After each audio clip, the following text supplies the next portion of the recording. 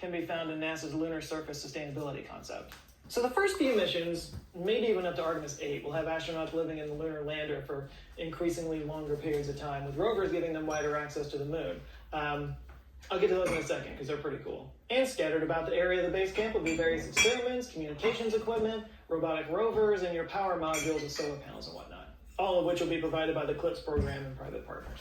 Eventually, the plan is to land what they're calling the Foundation Surface Habitat, which kind of looks like a space station module that stands vertically. The design is still in the works, so any images are just concepts, but some show it with a solid metal hull, some look inflatable, but it's designed to house a crew of 2 to 4 people for up to 60 days. The design should feature space for crew quarters, exercise, a medical station, and storage, along with an airlock for EVAs.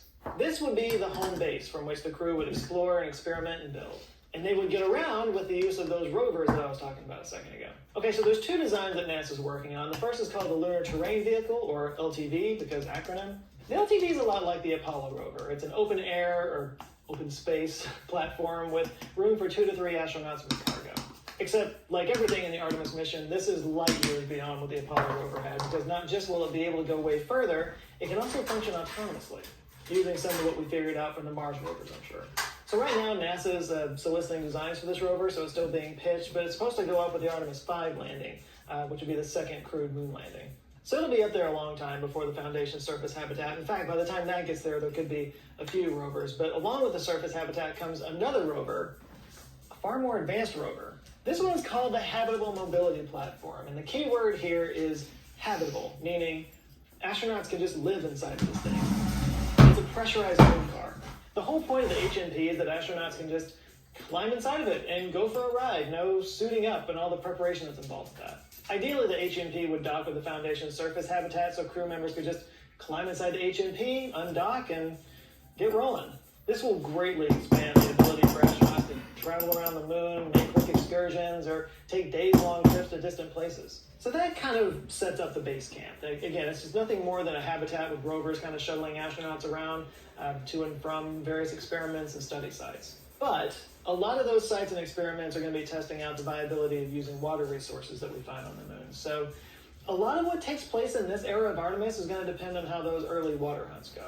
So I mean, in a best case scenario, the Viper mission maybe could actually find the water ice before anybody actually lands there, and then Artemis 3 could actually land close enough to sample it and bring it back, and then maybe by Artemis 5 we're already doing in situ experiments with it.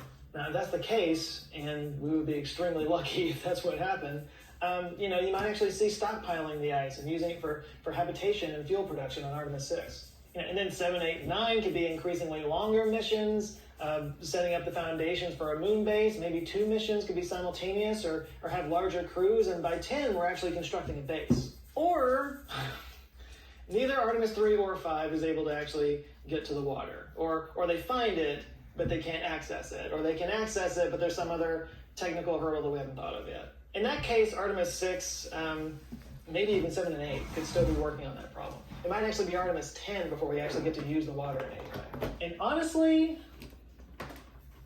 I mean, by Artemis 10, we would have landed on the moon 7 times, which is 1 more than we actually landed back in the 60s and 70s. So if we still didn't have the water and resources thing figured out at that point, I imagine the moon program would get in trouble. At that point, the novelty of being on the moon will have worn off, and the reality of just how much money this program costs will be setting in with, so far anyway, no real pathway to a permanent settlement. In other words, it could possibly follow the same pattern as Apollo. International competition notwithstanding.